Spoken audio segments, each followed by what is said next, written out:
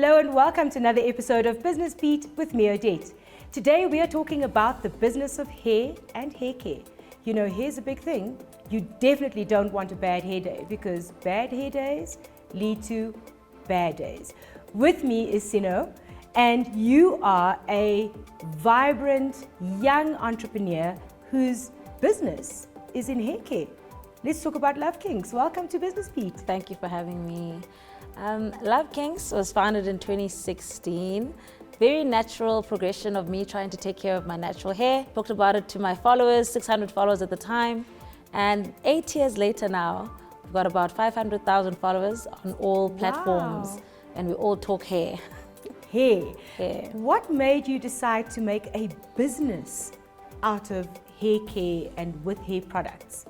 So I left my urban and regional planning profession to pursue creating content around natural hair on Instagram, YouTube, and all platforms that I could. And then I just found that it wasn't sustainable for me to just do it where I'm selling other people's products. Okay. So for me, it's a retirement plan, it's a life plan, and it helps me better serve my audience. And how have you found your business journey as an entrepreneur? Easy, not so easy? Not easy at all. I think there's very high highs and there's very low lows. It's a lot of work, but it's fulfilling work. And I read that Meta has partnered with you. What's that all about? What's the partnership about and how has it benefited your business? So I don't have any physical stores. All my content and my marketing has been based on Instagram mainly. And about 97% of my sales come from Instagram. Oh, So I wow. think they recognized, okay, I'm primarily using Instagram as my main mode of selling. And they approached me and it's been amazing. So I also read that you have now also started distributing a new range of satin pillows that are unisex and some dukes. Let's talk about that. Why the hair care products and now expansion into sort of different elements? Why the expansion? Did you find that it was a demand? Was there a niche in the market? Or did you just want to provide a holistic offering that has everything to do with hair? So it started with the satin pillowcases. For me, it was about finding the easiest way for us to take care of our hair.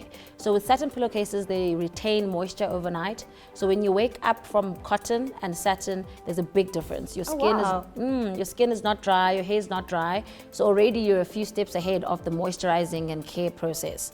So from the pillowcases, there was demand for different products. So the duck came, and then the satin hair ties. So normal hair ties like pull your hair and they dry up your hair, especially where you tie it. So yes. basically I've done, usually as ladies with afros, we use stocking because those round hair ties don't hold our hair. So I did like a long piece of satin hair tie with elastic in it, and then it ties the hair and doesn't dry it and doesn't break it. And then we progressed to bonnets, and then now I've introduced hair care products. So it's moisturizer, serum, a hair growth serum. So we do a lot of braids and cornrows, and they pull on the hair, and we get what's called traction alopecia. Yes. So I've done a maintenance serum that keeps your hair from completely balding and creates density in this area that pulls the most. So it is based on demand, but also how I started the business a few years ago was quite organic, but over time you have to start making strategic business decisions. So for a business to create enough revenue and profit, you have to have an array of products. So you have to have a different offering. So it's called SKUs. You have to have a lot of SKUs. So it's about adding products, but strategically based on the demand.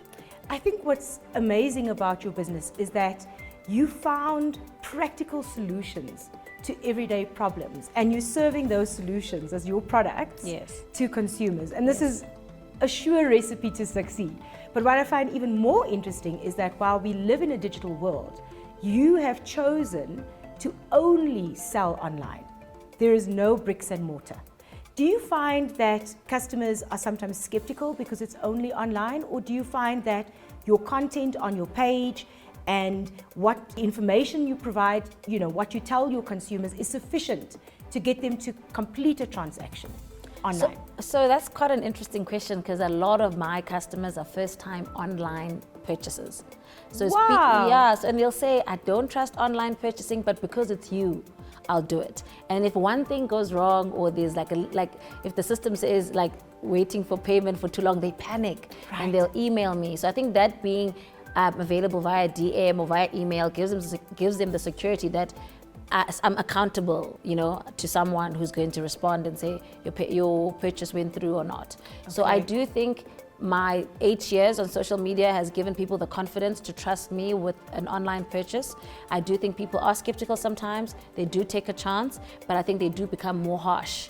Because with business, things go wrong all the time, couriers and all of that, time delays. So they get very upset because it's their first purchase. But then you also find that it's sometimes cheaper for them. For example, people living in the Eastern Cape and people living in other cities are even shipped to worldwide, anywhere in the world. Oh, wow. So it's cheaper for them to rather buy online. So brick and mortar in future, maybe we could go that direction, but online really works for me. And your presence on Instagram has obviously got an array of tools available to you, right? What are the best tools that you found in terms of what really plugged your business? And what are the things that you've adopted from some learnings that you've gotten from the support of the Meta partnership? So I think Instagram allows me to tell my story thoroughly. So there's no gaps. It's not just a 30-second ad. You get to tell where you came from, why you're doing this, and people get to follow the journey over time. Okay. So that 8 years of your followers say, oh, I remember 4 years ago what you were doing and now you're doing this, I'm definitely buying. Okay. So I think for me it's the storytelling that's been the biggest benefit. I also use the ads. So it's so crazy. So in the beginning, I used to use the ads and get lots of sales. Now the ads work too well. Now I get too many sales. Oh, goodness. So I have to pause and be like, okay, I can't do ads for the next 2 months just to manage the demand. Of course. So it's there's technical and the storytelling side of Instagram that really works for me. That's fantastic. I mean, there is a saying, you can never have too much business, but there's an even more important saying that you should never overpromise and underdeliver. So I agree. I guess managing that balance for you is critical for your business. And it changes every day. Sometimes, like for example, in December, there's massive buying. So for 6 months before December, you're planning for that demand. January is a relatively quiet month. So that's when you do your strat, you do your photographs for the year and all of that. So there is a sweet spot between demand, not overpromising, creating demand, supply chain. It's a lot. Awesome. So your product range is unisex, right? Is it also for young girls and boys all the way through to adulthood, or is it only for adults? So it's from 13 up. Okay. My formulator say it's fine for younger people to use the actives, but I would rather have an active-free range for younger people. And then even the unisex satin pillowcases and hair products, it is unisex, but I do find that males want branding purely made for them. So I'm actually in the process of designing matte, black, gray, and look that's going to resonate more with males, and adding ingredients that will appeal to men more. Okay, so last question, where do we find you on Instagram? So you find me at lovekinks_ZA. That's the business handle.